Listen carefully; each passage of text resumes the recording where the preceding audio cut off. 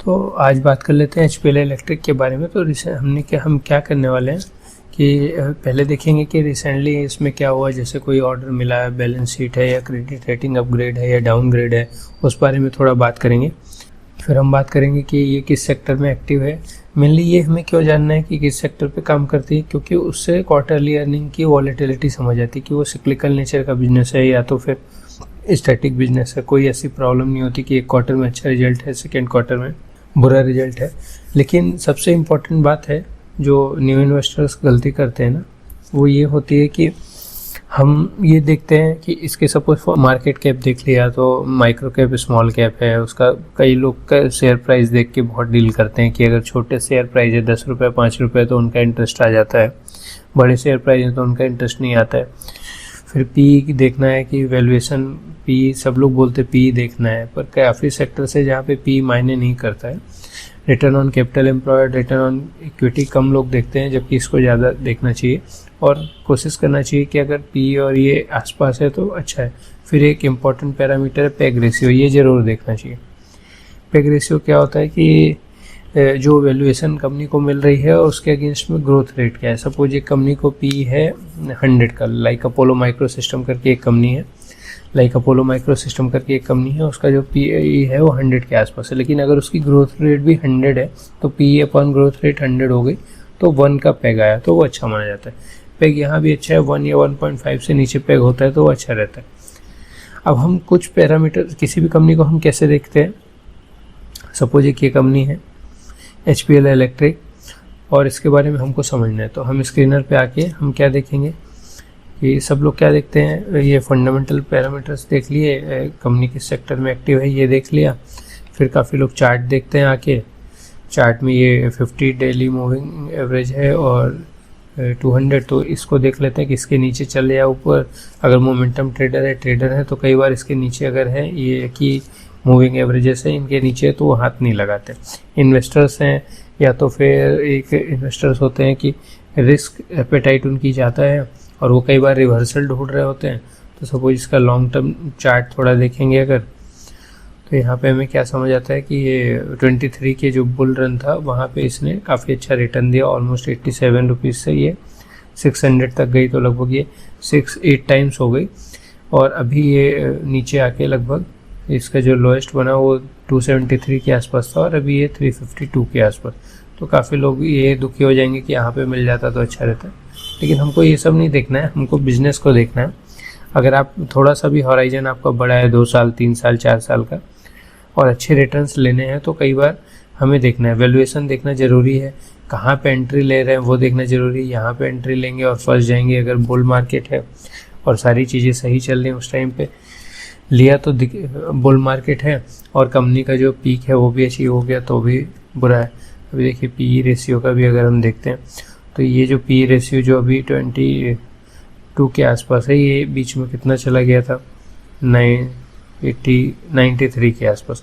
अब 93 peg ratio है, लेकिन जो बिजनेस की ग्रोथ रेट है, जो ये ग्रोथ रेट है अगर वो उस स्पीड पे नहीं आती है तो उससे लोग निकल के जाएंगे। अर्निंग पर शेयर की जो ग्रोथ है वो वैसी है या नहीं, तो लोग शेयर से भाग जाते हैं। फिर बियर मार्केट का भी असर होता है कि मार्केट कैसा है, उस बात पे भी काफ़ी डिपेंड करता है। एक मिस्टेक जो हमें नहीं करनी है वो ये कि हमें ये रिजल्ट्स देख के एक्टिव नहीं होना है। अगर सपोज आपने देखा कि ये दिसंबर में ये रिजल्ट आया, लेकिन ये रिजल्ट तो पहले का है, पहले जो काम हो चुका कंपनी ने काम किया उस पर है, तो ऐसा देख के हमें नहीं चलना है। तो मेनली क्या है कि कंपनी का बिजनेस क्या है, उसकी नेचर ऑफ बिजनेस क्या है, रिटेल बिजनेस है, ऑर्डर बुक बेस्ड बिजनेस है, या तो फिर आप समझिए कैश का बिजनेस है, तो वो सारी चीज़ें हमें देखनी पड़ती हैं। तो ये बिजनेस तो चलिए अभी पढ़ते हैं। अभी एचपीएल इलेक्ट्रिक के बारे में पढ़ेंगे तो क्या है कि ये 40 साल से लगभग ये कंपनी एक्टिव है और ये कुछ इलेक्ट्रिकल इक्विपमेंट मैन्युफैक्चरर कंपनी है जो डिफरेंट वर्टिकल्स पे काम करती है। तो इनका स्मार्ट मीटर होगा, स्विचेस हैं, स्विच गियर्स हैं, एलईडी लाइटिंग है, वायर है, केबल है, और जनरली ये कॉरपोरेट्स को, ये जो इनके इंस्टीट्यूशनल कस्टमर्स हैं उनको भी देते हैं, रिटेल में भी ये आना चाहते हैं, जैसे गवर्नमेंट एजेंसी से रिटेल इंस्टीट्यूशनल कस्टमर्स हैं, इन सबको देना चाहते हैं। अब मैं क्या करता हूँ, मेरा ये ट्विटर हैंडल है, किसी भी कंपनी की जो मेन बात है जो जनरली एज ए इन्वेस्टर हमको ट्रैक करना चाहिए, ये मेरा ट्विटर हैंडल है। किसी भी कंपनी के बारे में जिसको मैं ट्रैक करता हूँ, उन कंपनीज के बारे में मैं यहाँ पे लिखता रहता हूँ और रिसेंट जो भी अपडेट्स होती है मैं उस टाइम टू टाइम अपडेट भी करता रहता हूँ। तो एचपीएल इलेक्ट्रिक एंड पावर की बात करें तो रिसेंटली इनको क्या मिला है, क्रिसिल अपग्रेड रेटिंग जो है वो स्टेबल है और फिर ऑर्डर बुक भी हमें देखना है।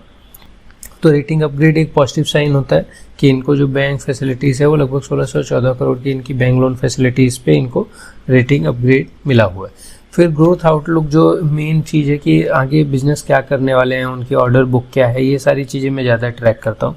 तो अभी ये बिजनेस कह रहा है कि 25 से 30% का रेवेन्यू ग्रोथ टारगेट इन्होंने लिया और नेक्स्ट 2 ईयर का भी टारगेट ये 25 से 30% का कह रहे हैं।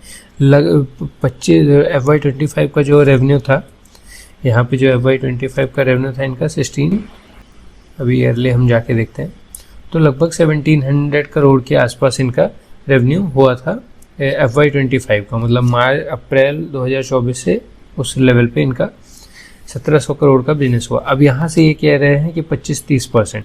तो इसका सबसे बेहतर तरीका क्या होता है कि 30% ग्रोथ इन्होंने बोली तो 1700 पे 30% हमने लगाना है, तो लगभग वो 17, 34, 51, 510 करोड़ और ऐड करना पड़ेगा। तो 1700 से करीब 2200 करोड़ होना चाहिए। अब 2200 करोड़ होने के लिए ये जो 3 क्वार्टर निकल चुके हैं, ये कोई भी क्वार्टर 500 करोड़ से ऊपर का नहीं है। तो ये जो ग्रोथ रेट इन्होंने बोला है उसको अचीव करेंगे नहीं करेंगे वो थोड़ा डाउट होना चाहिए, क्योंकि जिस 24 जून वाला जो पहला क्वार्टर था, फिर सितंबर वाला, यहाँ पे जो ग्रोथ रेट थी, अगर उसी टाइप के फिगर आ रहे हैं तो ग्रोथ तो नील है, कोई 25-30% की ग्रोथ नहीं है। यहाँ पे 25% की ग्रोथ 393 से होती तो यहाँ पे लगभग काफ़ी मतलब अच्छे फिगर्स आते। फिर 30% की ग्रोथ ठीक ठाक हो जाती। 422 का है और यहाँ पे भी 434 है, तो इसमें भी कोई मुझे नहीं लगता 2-3% से ज़्यादा की ग्रोथ है। यहाँ पे -2% की ग्रोथ है, यहाँ पे 2% की ग्रोथ है, यहाँ पे 20% की ग्रोथ है और ये सारे क्वार्टर में चाहिए था अगर ये सिक्लिकल नहीं है। और जो कि हमें दिखाई दे रहा है कि इसमें ऐसा कोई भी क्वार्टर नहीं है कि यहाँ पे 100 करोड़ की सेल है और यहाँ पे 600 करोड़ की सेल है। तो ये क्वार्टरली इसमें वो भी हमें नहीं देखने मिल रहा है कि जो सिक्लिकल नेचर होता है बिजनेस का। तो ये एक चीज़ है, हमें देखना पड़ेगा। फिर ऑर्डर बुक तो इनके पास है, जो भी 1700 करोड़ की सेल थी उससे 2x है। फिर रिसेंट जो Q3 था उसका तो अच्छा है, हम मान सकते हैं कि Q1 Q2 अच्छा नहीं था पर Q3 का परफॉर्मेंस जो है वो ठीक ठाक था। अभी हमें देखना है कि ये कोप अप कर पाएंगे कि नहीं, जो भी इनका लैग पीछे रह रहे हैं उससे ये कवर कर पाते हैं कि नहीं।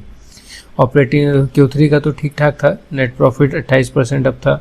फिर एक्सपेक्टेड जो OPM है वो भी एक्सपेंड हुआ है, तो ऑपरेटिंग लेवरेज थोड़ा बहुत इनको मिल रहा है। क्वार्टर ऑन क्वार्टर बेसिस पे ठीक था। ऑर्डर बुक की बात करें तो 3500 करोड़ थी। इसमें जो सेगमेंट वाइज जैसे हमने कहा कि मीटरिंग स्मार्ट मीटर जो है ये system and services 63% revenue order book का है और 37% इंडस्ट्रियल या कंज्यूमर के जो प्रोडक्ट रिलेटेड सर्विसेज रिलेटेड उससे। अभी स्मार्ट मीटर्स की हाइलाइट्स हम देखते हैं कि एनुअल मीटर कैपेसिटी क्या है, 1.1 करोड़ मीटर इनकी कैपेसिटी है, जो कि 70-80% यूटिलाइजेशन पे काम कर रहे हैं, अभी प्रोडक्शन कर रहे हैं और 100% तक ही जा सकते हैं। कुछ स्मार्ट मीटर्स के ऑर्डर्स इनको मिले, जैसे मार्च में 370 करोड़ का मिला, फिर 92 करोड़ का है। फिर इन्होंने कुछ टेक्नोलॉजी एज हासिल किया है, launch India's first wire pass certified in meter gateway for RFMSAMI फरवरी में, जो कि डेडिकेटेड गेटवेज और कॉस्ट को रिड्यूस करेगा और इसको एलिमिनेट्स करेगा। कुछ प्रोडक्ट जो हैं जैसे कि हमने कुछ न्यू प्रोडक्ट भी लॉन्च किए थे इन्होंने इस साल में। नीरम पल्स स्मार्ट मीटर्स लॉन्च किए, गुरुग्राम में इसका प्लांट है। फिर इसके फीचर्स लिखे हुए हैं। फिर टारगेट मार्केट कौन सा होगा, म्यूनसिपल होगा, इंडस्ट्रियल होगा, एग्रीकल्चर है। तो ये सारी चीज़ें बिजनेस से रिलेटेड है, मैं अपने ट्विटर हैंडल्स पे लिखता रहता हूँ इस बारे में और इसके थ्रू ही मैं ट्रैक करता हूँ। अभी रिटेल नेटवर्क जो 45,000 था वो 1 लाख तक जा चुका है, तो 2x ग्रोथ हो चुकी है। तो रिटेल एक्सपेंशन तो है लेकिन उसकी ग्रोथ जो है सेल्स में हमें दिखाई नहीं दे रही। कुछ रेड फ्लैग्स हैं जैसे ट्रेड रिसीवेबल है, अगर ये इंडस्ट्रीज़ हैं, कॉरपोरेट्स हैं, म्यूनसिपल यूटिलिटीज़ हैं, उनको सब बिजनेस करेंगे तो इनका रिसीवेबल तो रहेगा ही। फिर डेटा डेज भी कम नहीं है, ठीक ठाक है। वर्किंग कैपिटल डेज भी अच्छे हैं, खासे हैं, मतलब कैपिटल इंटेंसिव बिजनेस है, पैसा पहले लगाना पड़ता है काम करके, उसके बाद इनके पास आता है। ट्रैक रिकॉर्ड की बात करें तो लास्ट ईयर 22% का बोला था लेकिन 16%, और इस साल का भी वैसा ही लग रहा है कि ऐसा होने वाला है। तो कंपनी का हमने पढ़ लिया कि कंपनी क्या करती है और उनके क्लाइंट्स क्या हैं। तो ये बेसिक चीज़ें हैं कंपनी के बारे में। तो क्वार्टरली रेवेन्यू हम देखते हैं। अब ये अपने को देखना है कि अगर ये कह रहे हैं कि इतनी ग्रोथ मिलेगी तो क्या उसके लिए कुछ फिक्स्ड एसेट बढ़ रहा है, इनका नहीं बढ़ रहा। तो फिक्स्ड एसेट भी है, थोड़ा ग्रोथ यहाँ पे फिक्स्ड एसेट पे ग्रोथ देखने मिल रही है। लैंड है, बिल्डिंग है, प्लांट मशीनरी है, ये सारी ग्रोथ हमको इसमें आके देखना चाहिए कि जो कह रहे हैं इनके कथनी और करनी में फ़र्क तो नहीं है कि क्लेम भी बहुत ज़्यादा कर रहे हैं और कुछ ऐसा नहीं हो रहा, वो भी एक चीज़ हमको आके देखना पड़ता है। तो कैपिटल वर्क इन प्रोग्रेस भी है, मतलब एक्सपेंड करने के मोड में तो है। कैश फ्लो ठीक है, cash flow from operation positive है काफ़ी सालों से, मतलब जो बिजनेस करते हैं जो प्रॉफिट बनता है वो कैश में आता है। भी 98 करोड़ का प्रॉफिट बना था और 138 करोड़ का cash flow from operating activities हुआ है। तो जो पैसा फंसा था वो भी इनका आ गया होगा। कुछ डेटा रेशियोज हैं, ये देखना है कि ऐसे बढ़ने नीचे, मतलब अगर ये यहाँ पे कम है तो यहाँ पे बहुत ज़्यादा हो जाए, ये नहीं होना चाहिए। इन्वेंट्री डेज भी नहीं बढ़नी चाहिए, इन्वेंट्री डेज बढ़ रही है मतलब माल बना के इनका पड़ा रहता है, उसको बेचने में इन्हें कहीं ना कहीं टफनेस आती है। ये अगर बढ़ जाए तो कोई दिक्कत नहीं, डेज पेएबल है, मतलब अपने सप्लायर्स को ही पैसा लेट देते हैं। वो सारी चीज़ें हैं। शेयर होल्डिंग पैटर्न भी हमें देखना है कि लगातार प्रमोटर्स ना बेच रहे हो, मतलब रिटेल पब्लिक और हम लोग खरीद रहे हैं और ये खुद बेच रहे हैं, ऐसा नहीं होना चाहिए। तो FIS बहुत माइनर बीच में बढ़ गए, अब तो वो बेच ही रहे तो उनकी बात नहीं कर सकते। DIS का भी रेशियो बढ़ नहीं रहा है, पब्लिक का भी ऑलमोस्ट शेयर वहीं पे है, बस नंबर ऑफ शेयर होल्डर जो है वो ऑलमोस्ट डबल हो गए काफ़ी पिछले 2-3 सालों में। तो HPL इलेक्ट्रिक के बारे में ये बातें हैं। अभी अगर और देखना है तो अगर मैं अपना ये एक इसके पहले वाला ट्वीट खोलता हूँ तो ऑर्डर बुक का सेम था, ग्रोथ रेट सेम था, कि फाइनेंशियल परफॉर्मेंस आया था उस टाइम पे मैंने वो बात करी थी। फिर एनुअल कैपेसिटी के बारे में सेम ही बात हो गई। न्यू प्रोडक्ट लॉन्च था, रिटेल एक्सपेंशन हुआ था, रिटेल एक्सपेंशन भी था, पैग रेशियो था, मार्केट कैप था। अभी HPL इलेक्ट्रिक जो है वो कुछ ग्रोथ स्ट्रेटजी पे वो काम कर रही थी, वो मैंने लिखा था। तो बेसिकली जो भी अपडेट है वो मैं किसी भी कंपनी के बारे में बात करता रहता हूँ अपने ट्विटर हैंडल्स पे, यहाँ पे भी आप मुझे फॉलो कर सकते हैं। Thank you.